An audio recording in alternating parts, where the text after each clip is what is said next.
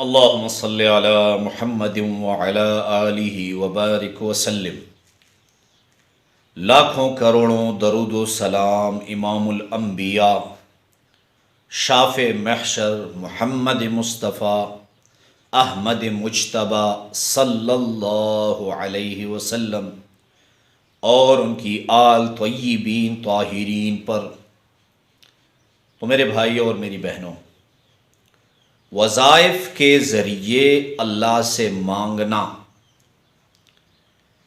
یہ صرف ہم نہیں مانگ رہے، بلکہ انبیاء علیہ السلام بھی، اکابر صحابہ اکرام بھی، تابعین تبع تابعین علماء بزرگان دین بھی، جب کوئی مسئلہ اللہ سے حل کراتے، جب کوئی مشکل اللہ سے حل کراتے تو وظائف کی طاقت کے ذریعے اللہ سے مانگتے۔ اب آپ کو جو میں وظیفہ بتانے جا رہا ہوں، یہ وظیفہ صرف ایک آیت کا ہے۔ اگر آپ کو کوئی بڑی پریشانی ہے، کوئی بڑا مسئلہ ہے، تو یاد رکھیں اس ایک آیت کو پڑھ لیا کرے، اللہ رب العزت آپ کی تمام پریشانیاں دور فرما دیں۔ محمد ابن عیسیٰ، محمد ابن نصر بہت بڑے عالم گزرے ہیں، بڑے حق پرست عالم ہیں۔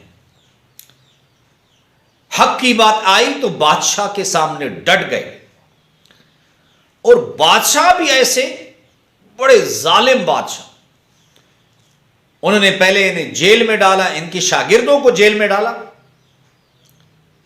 لیکن وہ نہیں مانے۔ انہوں نے کہا بھائی جان جاتی ہے تو جائے، لیکن حق کے موقف سے، حق بات سے نہیں، پیچھے نہیں ہٹے۔ اب بادشاہ نے فیصلہ کیا کہ محمد ابن نصر اور ان کے شاگردوں کو جیل سے نکال کر نشان عبرت بنانا چاہیے۔ حکم دیا کہ انہیں نشان عبرت بنایا جائے تاکہ دوسرے لوگ ان سے سبق حاصل کر سکے اور کوئی میرے سامنے ایسے جرت سے بات نہ کر سکے۔ تو محمد ابن نصر اور ان کے شاگردوں کو بڑے گراؤنڈ میں لایا گیا۔ جب ان کو قتل کرنے کے لیے جلاد آیا تو محمد ابن نصر نے، ظاہر سی بات ہے انسان ہے، طبی طور بھی انسان گھبرا جاتا ہے، تو محمد بن نصر اپنے شاگرد کو بلایا جو عمر میں کافی بڑے اور بہت بڑے عالم دین تھے، اور کہا کہ کچھ پڑھنے کے لیے بتاؤ تاکہ جو کیفیت مجھ پہ طاری ہے یہ ہٹ سکے۔ تو اس شاگرد نے سورہ زمر کی آیت نمبر 36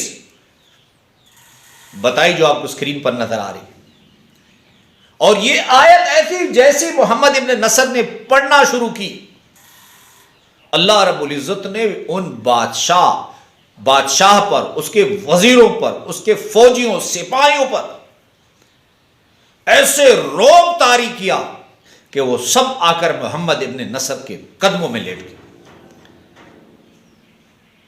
اور ایمان بھی لے آئے، اپنی فوج، اپنے لشکر، اپنے شہزادوں سمیت۔ اور وہ آیت کون سی ہے؟ بسم اللہ الرحمن الرحیم، الیس اللہ بکاف عبدا ویخوفونک بالذین یدعون من دونہ ومن یضلل اللہ فما لہ من ہاد۔